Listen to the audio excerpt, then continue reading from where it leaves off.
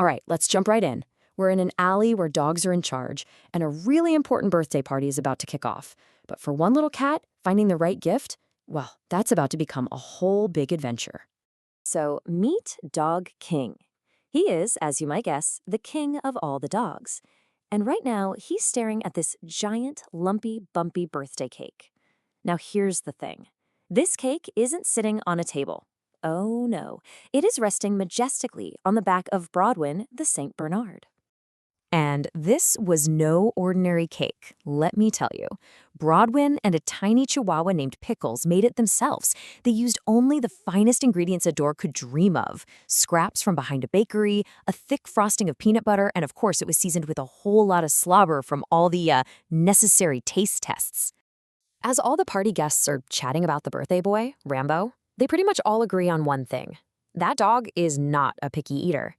Cranberry the cat even remembers a time she watched him eat an entire pair of jeans, just because there were a few crumbs in the pocket. But just as they're talking, guess who shows up? Rambo himself. He wanders right into the alley way too early for his own surprise party. Dog King knows he's got to act fast and create some kind of distraction. So he points a paw and yells the single most powerful word in the entire dog language, "Squirrel!" And just like that, Rambo and about half the guests just tear off down the street barking like crazy. This bought everyone a few more precious minutes to get everything ready.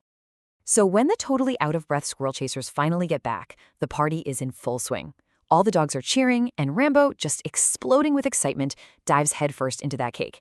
He even swallows the lit candle in his very first bite. Okay, so once every last scrap of cake has been licked clean, it is officially present time.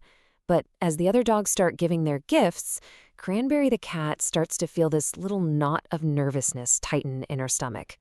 She takes a really deep breath and proudly walks up to Rambo with one of her absolute favorite things in the whole world, a beautiful, long, bright red piece of string. Rambo just kind of tilts his head, totally confused. He gives the string a little sniff, asks what you're supposed to do with it, and then just drops it. Poor Cranberry, she was absolutely heartbroken.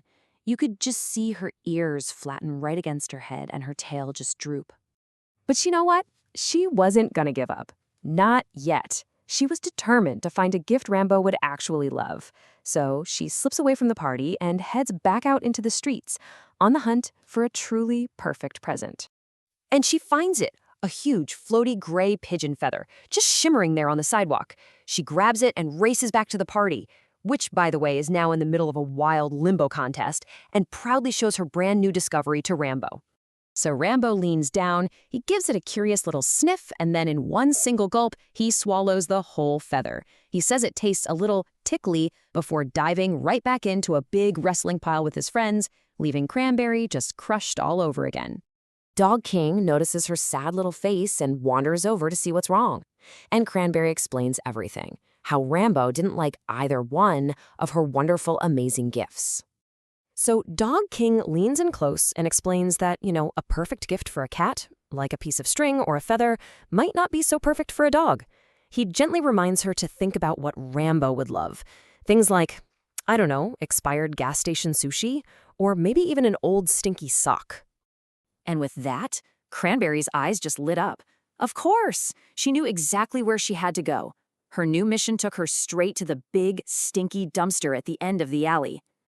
She bravely dives right in, digging past old grease and forgotten takeout boxes.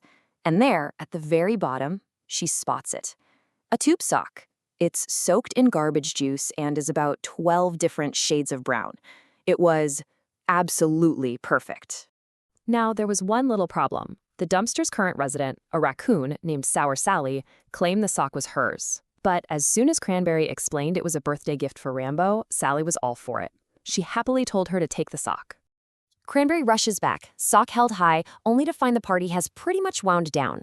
All that cake and limbo has tuckered everyone out, and the dogs are all fast asleep in a giant snoring pile.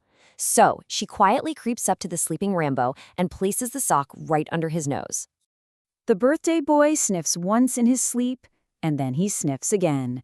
That gloriously stinky smell is so powerful, so incredible, that his eyes just pop wide open. His eyes light up like fireworks when he sees that sticky, smelly sock. He says, "That's for me. It's perfect."